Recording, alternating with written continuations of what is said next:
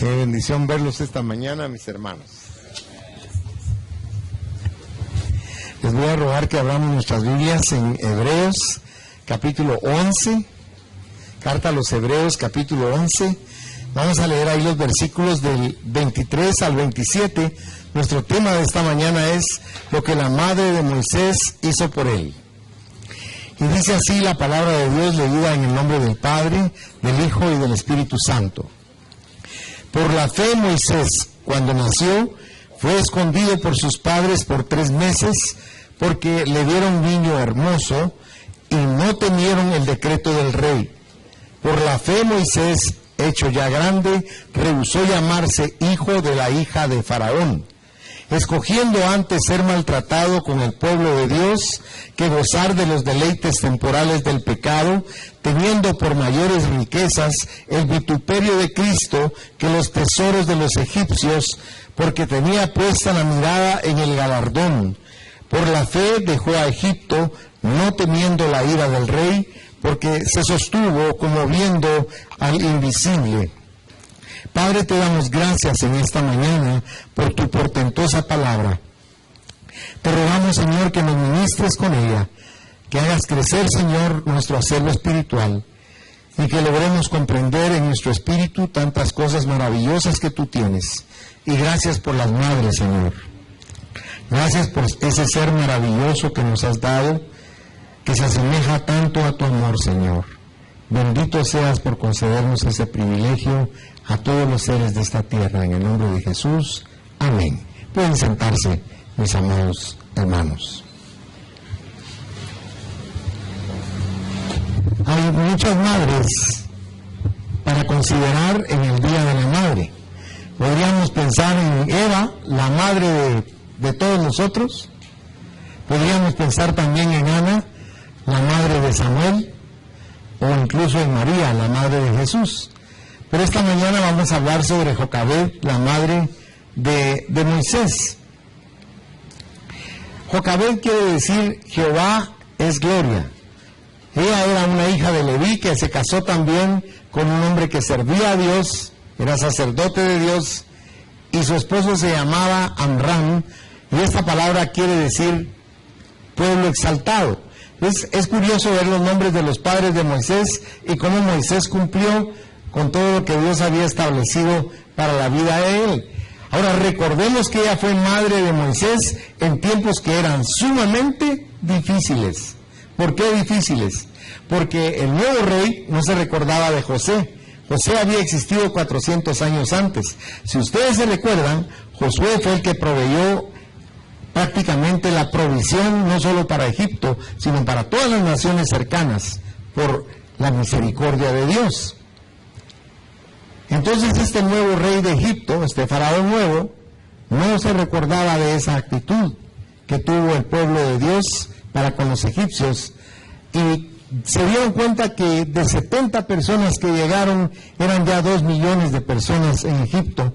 Por lo tanto, el rey determinó que se asesinara a cada niño varón que nacía y que solo se le perdonara la vida a las niñas. Si usted va a Éxodo en el capítulo 1 y versículo 22, lo puede ver claramente. Y cómo hacían para matar a estos niños, era naciendo el niño y la partera lo tenía que arrojar en el agua del río y ahí moría ahogado. Y es algo paradójico que ahí fue donde Dios salvó a Moisés, ¿verdad? En un lugar de muerte Dios lo vuelve en vida para mucho pueblo. Ahora, todos los hijos estaban entonces sentenciados por el rey para ser muertos. Solo las mujercitas podían vivir. Pero esta mujer, si ustedes notan, actuó en fe. Mire, cuando Dios le pide a usted actuar en fe, le está pidiendo algo que va a ir en contra de lo que es su pensamiento racional, su lógica. Porque Dios nos pide que creamos en cosas que no podemos tocar y que no podemos ver, que estamos suponiendo que Él lo va a hacer o no lo va a dar. Pero hay algo bien importante, que cuando usted honra esa fe, o sea, usted cree que Dios le va a hacer lo que le está pidiendo, Dios se lo concede. Porque la fe es algo que aunque usted no me lo crea, Cuando usted tiene fe, está adorando y está alabando a Dios, porque está haciendo algo sin tener en la mano lo que usted anhela, sino que usted lo está esperando. Una vez me dijo a mí una señora, ¿qué? Me dijo, mi marido no cambia. Primero se muere que cambie. Yo le dije, usted no tiene fe. No, en eso sí no tengo fe. Me dijo. O sea que usted cree que para eso es Dios imposible de poderlo hacer. Sí, me dijo, yo no creo que Dios lo pueda hacer. Hagamos un trato, le dije, pidámosle a Dios con devoción. ¿Durante cuánto tiempo? Un mes. Dije, a ver algún cambio. Le dije. Y a mí me dijo, qué peor se está portando. Pero vemos otro mes, usted me quiere llevar así, me dijo, de mes en mes. Pero lo que yo quería es que ella confiara verdaderamente en Dios. Porque ¿sabe qué es lo que pasa? Nosotros, como no conocemos a Dios, hacemos lo que hizo Sara, ¿se recuerdan? Sara no quiso esperar la voluntad ni el tiempo de Dios, sino se anticipó y arruinó todo. Cuando usted tiene fe, usted tiene algo que se llama esperanza. Usted está esperando que algo va a acontecer. Y la madre de Moisés tuvo esperanza de que ese niño no iba a morir. Y Dios le honró esa esperanza, le honró esa fe, porque usted nota, el niño no fue asesinado como los demás. Dios siempre tiene un camino especial para la fe que nosotros ponemos en Él. Dios nos quiere dar todo lo que nosotros anhelamos, pero nosotros no queremos tomar el orden de Él. El orden de Dios es que usted espere en Él, que usted sepa esperar con paciencia. Pero uno quiere hacer las cosas anticipadamente y ahí es donde todo se arruina. Por eso es maravilloso ver a esta madre tan especial, a esta madre tan llena de fe en medio de una circunstancia terrible. Vamos a ver 4 cosas de esta mujer. La primera es que ella vio la potencialidad que había en su hijo. Fíjense que si usted nota en el verso 23 que leímos, decía que le dieron un niño hermoso. Déjenme que le explique algo. Teológicamente, cuando usted ya lo estudia de otra manera, usted descubre que ese niño traía algo especial que Dios le había dado. Y créame que él fue un hombre de suma paciencia. Dios mismo opinó de Moisés que era el hombre más manso que había sobre la tierra. ¿Cuánto tiempo estuvo con el faraón viviendo en esa potencia en la que él vivía, de lujo, boato y excesos? 40 años. ¿Cuántos años vivió en el desierto? 40 años con su suegro Yetro siendo pastor de ovejas. Mire cómo lo llevó de la cúspide del poder al trabajo más humilde que podía haber. Para un egipcio, el trabajo más denigrante que podía existir era ser pastor de ovejas. Y a eso lo llamó Dios, 40 años. Pero de ahí lo llamó 40 años a pastorear a una nación muy grande. Porque Dios es así. 120 años bien aprovechados. Si a usted le dijeran eso, ¿usted qué opinaría? Qué aburrido, hermano. Pero cuando usted está lleno del poder de Dios, porque le quiero explicar algo, la fe es lo que hace que su mente y su espíritu se transformen.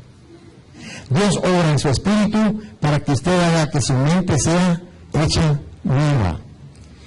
Dice en el capítulo 4 de Efesios el Señor, creo que es el verso 23, si mal no recuerdo, dice, y renovaos en el espíritu de vuestra mente.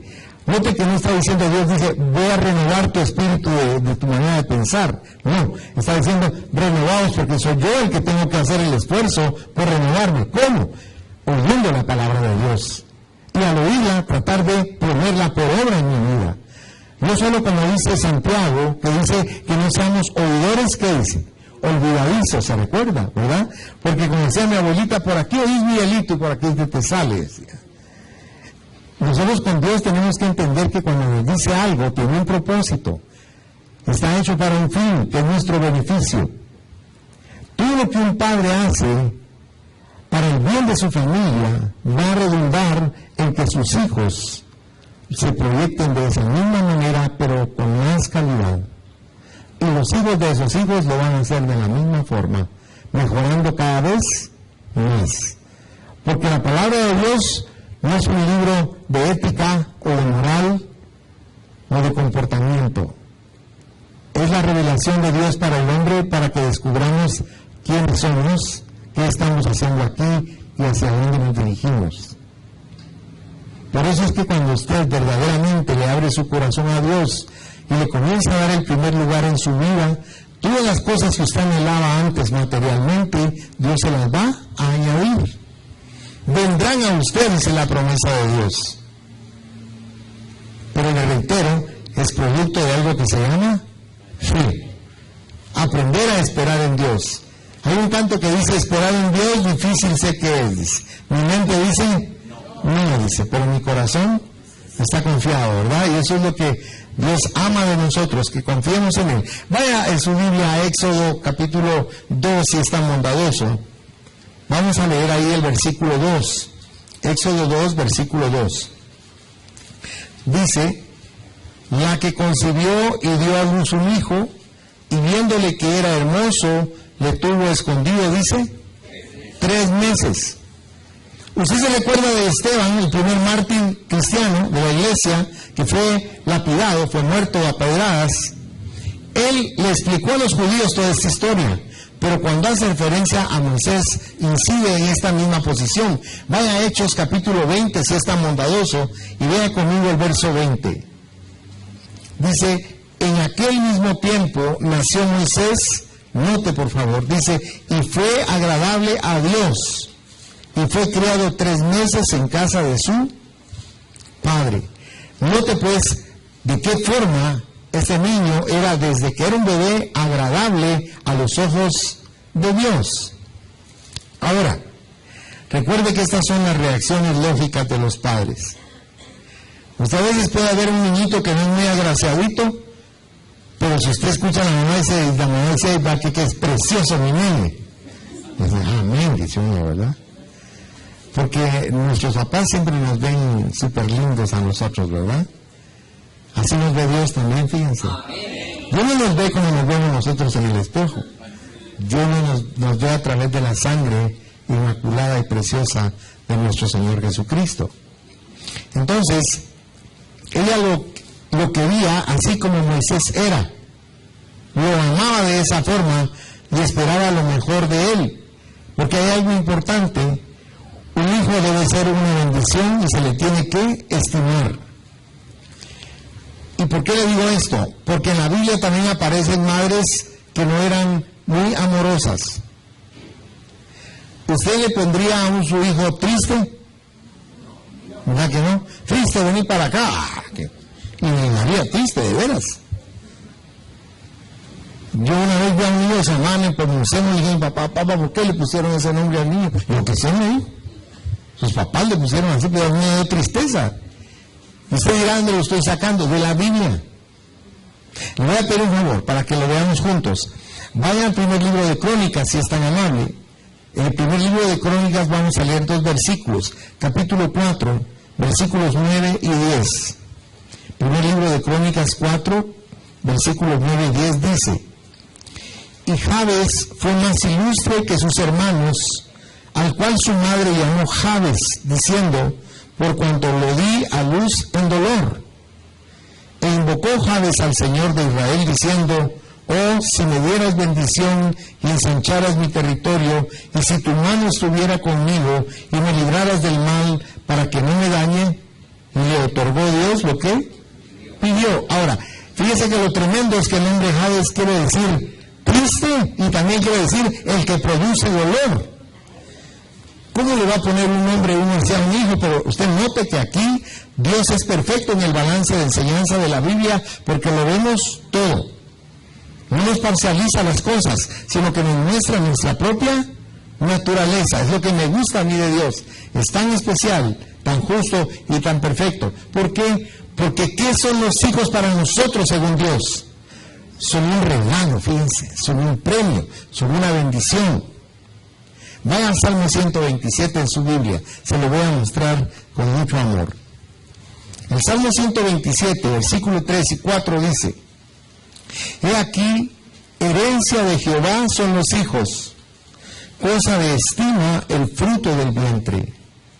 Como saetas en mano del valiente, así son los hijos habidos en la juventud. El siguiente verso, el 5, dice, dichoso el hombre que llenó su aljaba de ellos, pero eso tampoco no es muy recomendable actualmente, ¿verdad? Nosotros éramos 11 en la casa y le cuento que nos medían el pan, ¿verdad? O sea, cuando es una familia muy numerosa, la gente dice, ¡ay, tan alegre la mesa! Sí, muy alegre, pero nos peleamos por un francés. Éramos muchos y no había suficiente provisión. Pero es importante ver nosotros cómo la madre tiene la capacidad de vernos de una manera especial, de entregar su vida por nosotros y de velar por nosotros siempre. Dice que Napoleón, cuando iba a invadir Inglaterra, aunque no lo hizo, estando en la costa de Calais, le llevaron a un soldado inglés prisionero y le dijeron, tú eres desertor, debes morir, aunque no eres de nuestro ejército, debes morir. Y él dijo, sí, emperador, le dijo.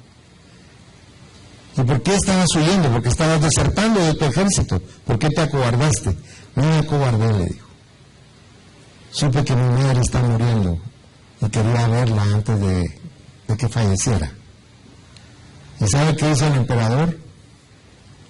Le retó un barco para que lo llevara, porque se conmocionó en su corazón de ver el deseo de este joven de romper con las rígidas reglas del ejército por amor a su madre. Es increíble cuando uno ve el amor de una madre. Ahí mismo en Inglaterra, una madre salió con su bebé porque estaba muy enfermo y le dijeron que no saliera porque había una gran ventisca de nieve, y la mujer caminó toda la noche. Y cuando la buscaron y no la encontraron, siguieron con ahínco tratando de escarbar en todos los lugares hasta que una persona la encontró. Estaba hecho un ovillo ella, estaba muerta de frío, pero su bebé estaba vivo adentro de ella, porque ella se volvió con una cuevita para el niño. Ella prefirió morir y darle vida al niño. Y ese niño fue Lloyd George, el primer ministro británico. O sea, mire cómo el amor de una madre puede producir semejantes frutos, ¿verdad?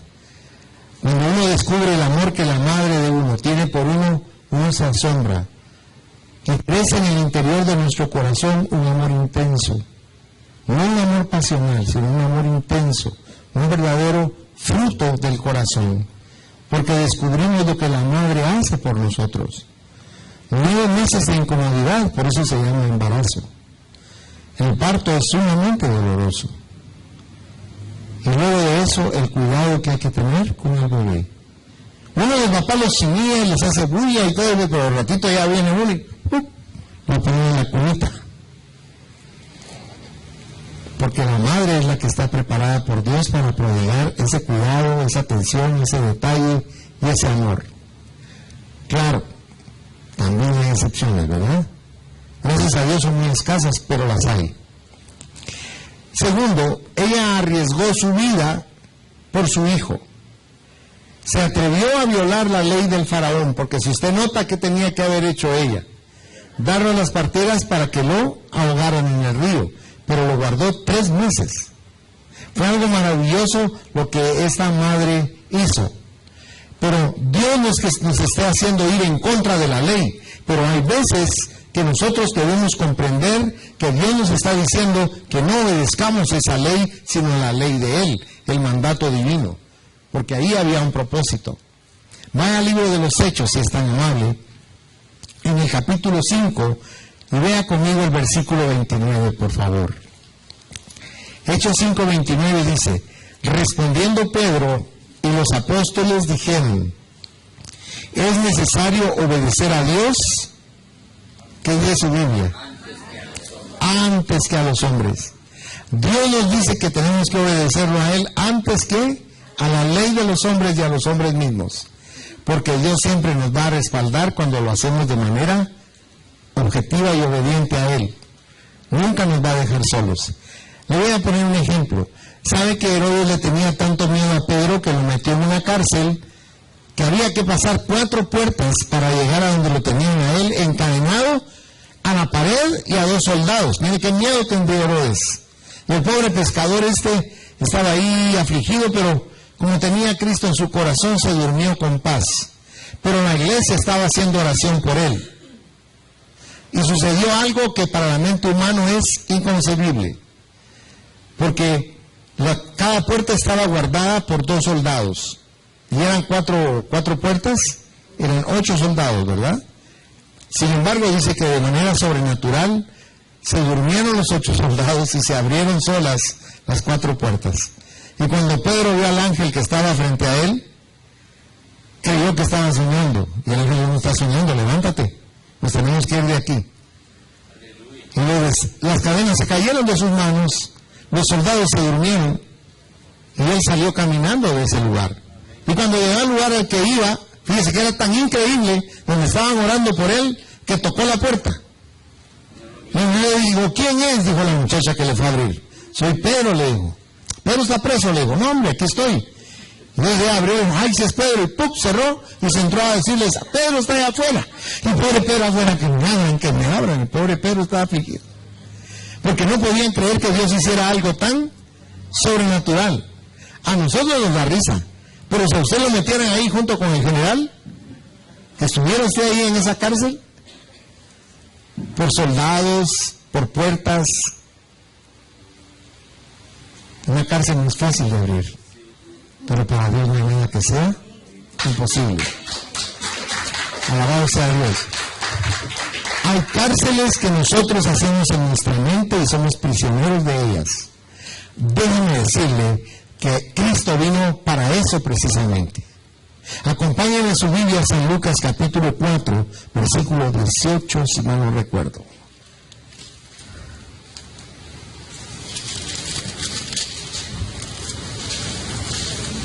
Mire cómo dice aquí Jesucristo. El Espíritu del Señor está sobre mí, por cuanto me ha ungido para dar buenas nuevas a los pobres. Me ha enviado a sanar a los quebrantados de corazón, a pregonar libertad a los cautivos y vista a los ciegos, a poner en libertad a los oprimidos, a predicar el año agradable del Señor. Déjenme que le explique. El Señor está diciendo ahí que venía a hacer una obra portentosa en nuestra mente, en nuestro corazón, porque somos prisioneros de nosotros mismos muchas veces, de hábitos, de costumbres, de formas de pensar y de ser. Dios rompe esos esquemas y nos liberta. Por eso Él dice claramente, si usted se recuerda, que conoceremos la verdad y la verdad nos hará libres. Y eso es lo que Dios quiere. A veces no nos interesa mucho la verdad de Dios, pero es la única que nos puede hacer libres. Dios quiere que seamos libres de todas esas ataduras que tiene nuestra alma. Entonces, a pesar del rey, ella rompió con ese esquema de temor y se llenó de fe y protegió a su hijo y de una manera increíble lo salvó. No tuvo temor. Pero ¿sabe qué es lo formidable? Que su hijo aprendió de esa valentía. Porque ella tomó al niño y en un arca como de mimbre, la calafateó con brea, le puso ropita y metió ahí al niño y lo dejó ir en el río. El niño iba al azar ahí en el río. Déjeme explicarle algo. El río Nilo es famoso por los cocodrilos que tiene, que se devoran al que se acerque ahí a esos carrizales. Pero ¿sabe qué? La fe de esa madre afectó a su hija mayor, a María. Y María iba siguiendo entre los juncos esa canastita que iba flotando. Y el niño comenzó a gritar. ¿Y sabe de quién llamó la atención? De la hija de Faraón, que se estaba bañando en el río. Y ella hizo que sacaran al niño. Esta niña se acerca de improviso y le dice a la princesa, dice, ¿y cómo vas a hacer para criar al niño? Y de veras dijo, es judío. Yo te podría conseguir una nodriza para él si tú quieres. Perfecto, le dijo ella, venme a traer. ¿A quién fue a llamar? A la mamá. Mire, si usted nota, para nosotros es tan simple, ¿verdad? Pero para Dios no hay nada imposible. Él hizo que estuviera la madre cuidando a su propio hijo. Por eso es que Moisés conoció a Dios. Y cuando usted conoce a Dios, cuando usted llega a conocer a Dios, no hay filosofía, no hay enseñanza, no hay conducta que lo rodee, que le cambie el derrotero que Dios le pone en su espíritu. entienda algo, hermano y hermana. El pueblo judío era un pueblo de esclavos. Y él estaba como un heredero incluso del faraón. Porque si usted nota, la hija del faraón lo prohijó, dice. O sea, lo hizo su hijo. Como que era de la sangre real. La sangre de él era mejor que la de ellos, por supuesto. Pero es maravilloso ver cómo esta madre ministró en el corazón de ese niño sabiduría y poder. Porque la fe hace eso con usted. Cuando usted tiene fe, usted se llena de un poder como usted no tiene una idea. Porque la fe tiene la capacidad de cambiar las cosas, de mover montañas y de resolver el peor problema que esté frente a usted.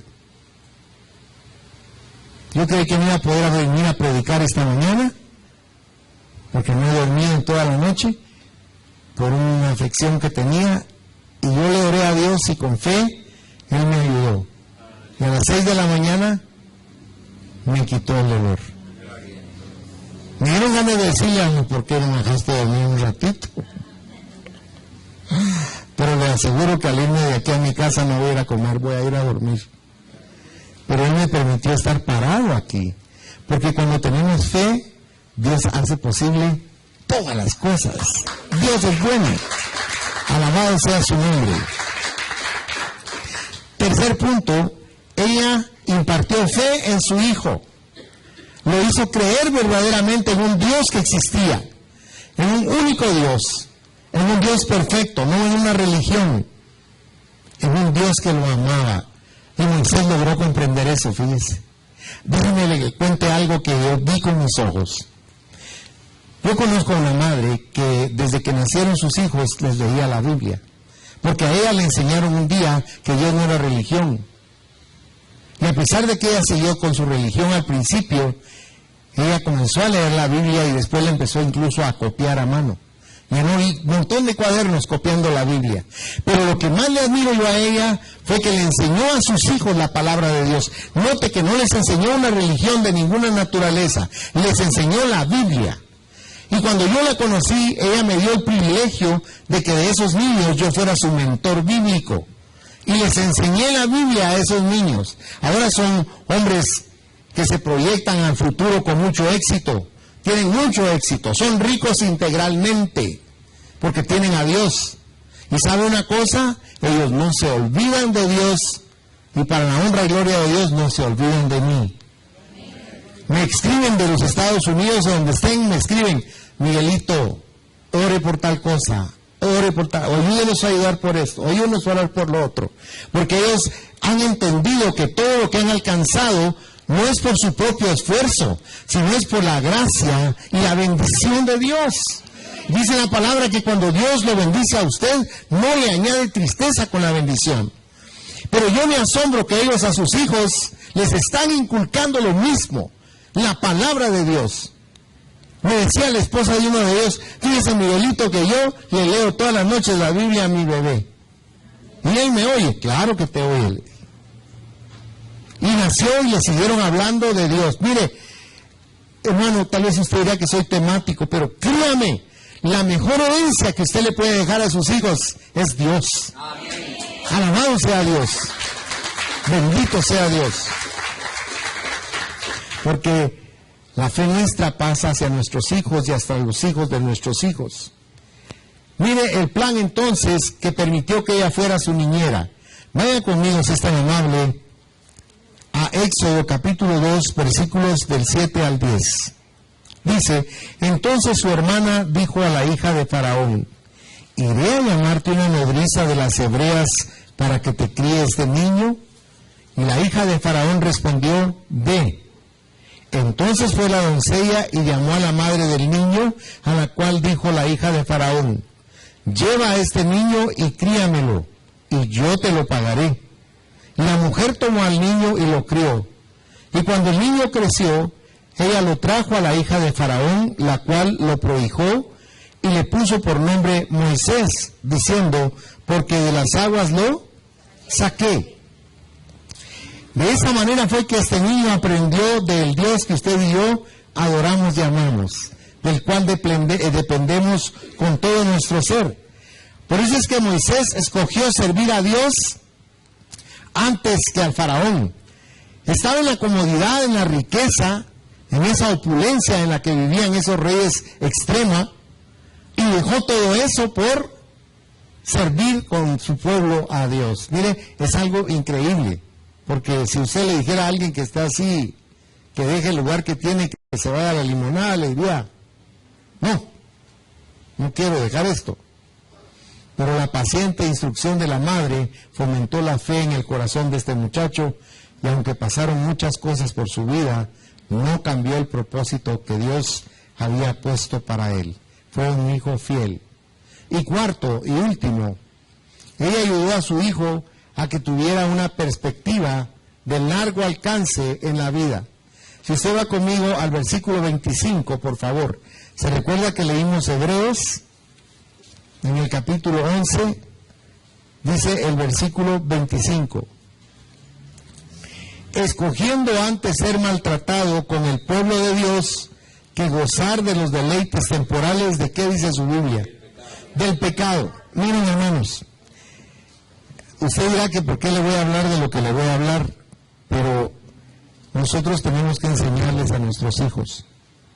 Yo no sé si ha escuchado usted de un circo que se llama el Circo du Soleil, que por cierto va a ser bien caro, pero yo le aconsejo algo. Usted es libre de hacer lo que usted quiera, pero yo le quiero explicar algo. Piense si va a ir a ese lugar.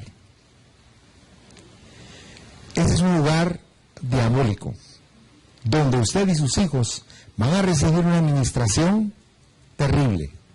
¿Por qué? El nombre del anuncio que trae es Draelón. ¿Usted lo ha visto, el anuncio de ellos?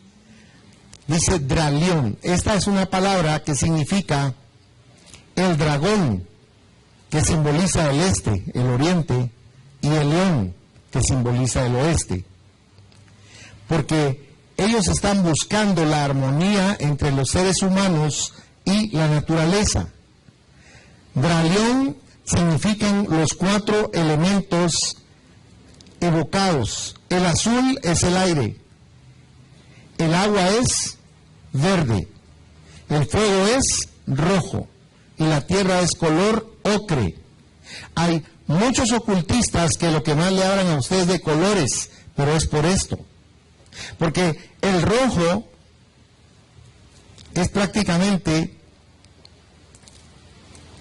el azul, perdón, es la reina, la diosa Asala. Luego el verde es la diosa Gaia. Luego el rojo es prácticamente Yao, la diosa Yao. Y el del mar, el del agua, es la diosa Ocean. O sea, es una mezcla de religiones ocultistas de lo que es el Japón y la China, lo que es la India y lo que es China. Nosotros tenemos que ser precavidos con lo que hacemos con nuestros hijos, porque son cosas que nos llaman la atención, que son muy bonitas y que todo el mundo va ahí. Pero yo le sugiero con todo respeto, ahora que ya se lo dije, que si va a ir a ese lugar, lo piense detenidamente, porque es un lugar de contaminación. Y la contaminación espiritual es la peor. Dice, en el mundo, Dralión, dice, las culturas se mezclan, el hombre y la naturaleza son uno y se alcanza el equilibrio. O sea, eliminan a Dios totalmente. Son 3 religiones que son el trasfondo del Dralión: el budismo, el hinduismo y la religión china. Aquí Dios es irrelevante porque no es tomado en cuenta. Hay una multiplicidad de dioses y también hay politeísmo, sincretismo y brujería en ese circo. Si van a ir ahí, pídanle a Dios que les dé sabiduría. Yo tengo obligación de decirles esas cosas espirituales a ustedes, porque un día me va a decir Dios que por qué no se los advertí. De tal manera que si ustedes van, vayan, pero recuerden que van a tener que dar cuenta de eso a Dios también. Ahora, Volviendo a nuestro mensaje, hablábamos aquí entonces de cómo ayudó ella a que su hijo tuviera una perspectiva de largo alcance en su vida. Moisés vio la naturaleza temporal del pecado por un tiempo, cuando estuvo en el reino, pero escogió sufrir con el pueblo de Dios. Comprendió que el sufrimiento es algo que es temporal y llegó a creer que las riquezas eternas están realmente en Dios. Si usted ve conmigo el versículo 26, si es tan amable, Hebreos 11, verso 26, leemos que dice ahí la palabra: teniendo por mayores riquezas el vituperio de Cristo que los tesoros de los egipcios, porque tenía puesta la mirada en él, en el galardón. Si usted mira solo las metas de la tierra, usted está mal. Usted debe ver la meta eterna, porque usted es eterno y tiene que hacer su provisión para la eternidad. Vaya conmigo a Filipenses capítulo 4 y vea el verso 19. Ahí dice Pablo, como contexto, Pablo está diciendo: sé vivir en la abundancia y en la riqueza, y también estoy preparado para vivir en la pobreza y la escasez. Pero mire cómo dice el verso 19. Dice: mi Dios pues suplirá todo lo que os falta conforme a sus riquezas en gloria en Cristo Jesús.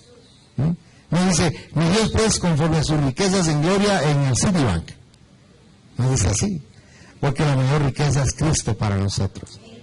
Las riquezas son algo que viene y que se va. Por eso Moisés, a través de su madre, aprendió a andar en la fe del Señor y también a confiar en el Señor en los tiempos difíciles. Cuando usted no tiene problemas, cuando todo le está marchando bien, usted se olvida de Dios. Pero cuando le viene la crisis aguda, cuando viene el problema que usted no logra resolver, cuando usted es impotente ante esas circunstancias, usted recuerda que hay un Dios.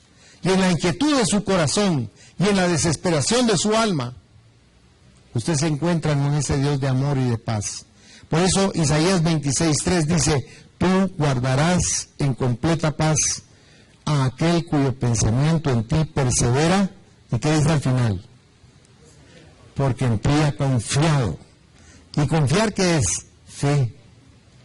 Confía en Dios, no me crea a mí, pruébelo. Yo lo reto a que pruebe a Dios con su fe. Y se va a dar cuenta cómo Dios le va a responder. Es maravilloso lo que Dios hace por cada uno de nosotros. Porque ¿qué es lo que nos hace el no tener fe? Nos llena de dudas, nos llena de inquietud, nos malhumora, nos hace inconstantes. Pero si usted va a Isaías 41, versículo 10, ¿cómo dice ahí el principio de ese versículo? ¿Se recuerda? Porque es bien conocido, dice: no temas. Solo eso ya le empieza a dar paz a uno. No temas, dice, porque yo estoy contigo. No desmayes, porque yo soy tu Dios, que te esfuerzo, como quien dice, el que te da la fuerza para levantarse. Siempre te ayudaré. Note esa constante de él. No dice eventualmente te voy a ayudar, sino dice siempre te ayudaré. Siempre te sustentaré con la diestra, dice, de mi justicia. ¿Y quién es la diestra de su justicia? Jesucristo, Jesús, amén. Él es el que nos sustenta, el que nos sostiene. Hoy usted está aquí porque está haciendo provisión de lo que estamos hablando. Hoy usted se está enriqueciendo y está llenando de paz su espíritu, para que cuando venga la prueba, porque nunca dejan de venir, usted va a estar fortalecido y confiado, y su fe se va a incrementar. Aquí termina el mensaje, pero benditos sean las madres que tienen esa porción de Dios en su corazón para ayudarnos a cada uno de nosotros. A veces uno se siente solo y se siente afligido y dice: no hay nadie por mí, y la madre está orando por uno, sin que ella sepa nada, está pidiendo: Señor, bendice a mi hijo, protege a mi hijo, guarda a mi hijo, Señor. Y uno no sabe que esa madre está haciendo eso por uno. Porque uno se encierra en su problema y se olvida que Dios ha provisto un ser tan maravilloso como las madres, para que estén intercediendo en oración todo el tiempo por cada uno de nosotros. En conclusión, la recompensa de la fe de una madre fue encontrarse con un hijo como Moisés. Mire ese hombre tan maravilloso. ¿Sabe una cosa? Fíjese que era tan importante Moisés que Satanás peleó por tener el cuerpo de él, pero Dios no se lo permitió. Dice que cuando peleaba el arcángel Miguel con Satanás, él le arrebató el cuerpo de Moisés. Vaya a la carta de Judas, por favor. Es antes del Apocalipsis.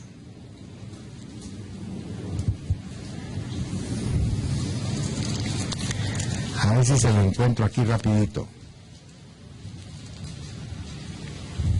Sí. 9. El 9, mire cómo dice el versículo 9, gracias mi amado hermano. Pero cuando el arcángel Miguel contendía con el diablo, disputando con él por el cuerpo de Moisés, no se atrevió a proferir juicio de maldición contra él, sino que dijo, el Señor te reprenda, porque Moisés fue tomado por el Señor y el cuerpo de él nunca se supo dónde quedó. Sin embargo, en una oportunidad Cristo tomó a Pedro, Santiago y Juan y los llevó a un monte y le dijo, quédense ahí. Y él subió al montecito, un cerrito, y se paró. Y estando ahí parado, se transfiguró frente a ellos y vieron que él no era un simple ser humano, no era el carpintero de Nazaret, no era el hombre que andaba a pie hablando cosas bondadosas y sabias, sino que era Dios porque se volvió luz. Todo el cuerpo de él irradió luz y vieron que bajaron frente a él dos seres. ¿Sabe qué es lo formidable? ¿Cuántos años antes de Cristo vivió Moisés? Ahora, ¿cuántos años antes vivió Elías? 1000 y pico de años, 700 años. ¿Cómo podían ellos conocerlo si no existían las fotos en ese tiempo? Sin embargo, Pedro, en su esa cuestión que recibió él de ver a Jesús volverse luz, le digo de los dos seres que estaban hablando con él de su partida, le digo, Señor, permítenos que hagamos dos enramadas, una para Moisés y otra para Elías. ¿Cómo supo él quién era quién? Ya se puso a pensar en eso. ¿Sabe por qué Dios permitió eso en la palabra?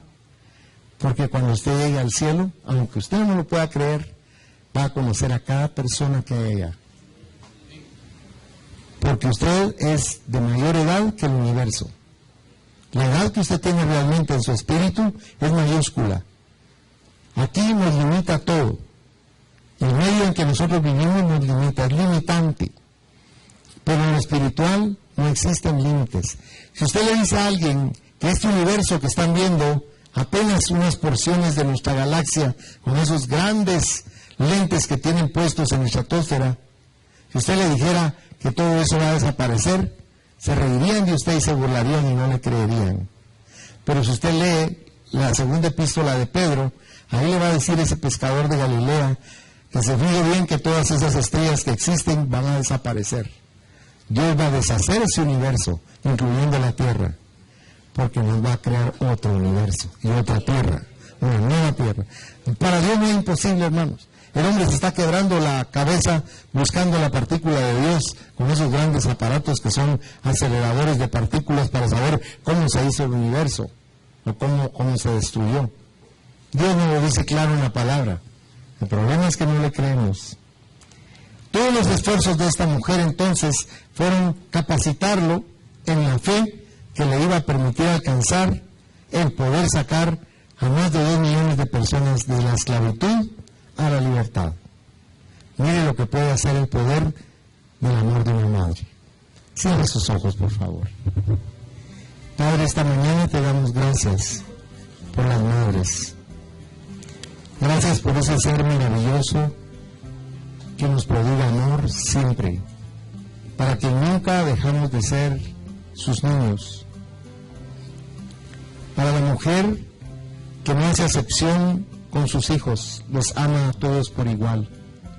Al bueno por bueno, al malo por malo, al educado por educado, al rebelde por rebelde. Siempre ese amor se asemeja mucho al tuyo, Señor. Gracias porque tenemos el privilegio de tener todos una madre. Porque necesitamos madres que capaciten a sus hijos para que confíen en ti, Señor.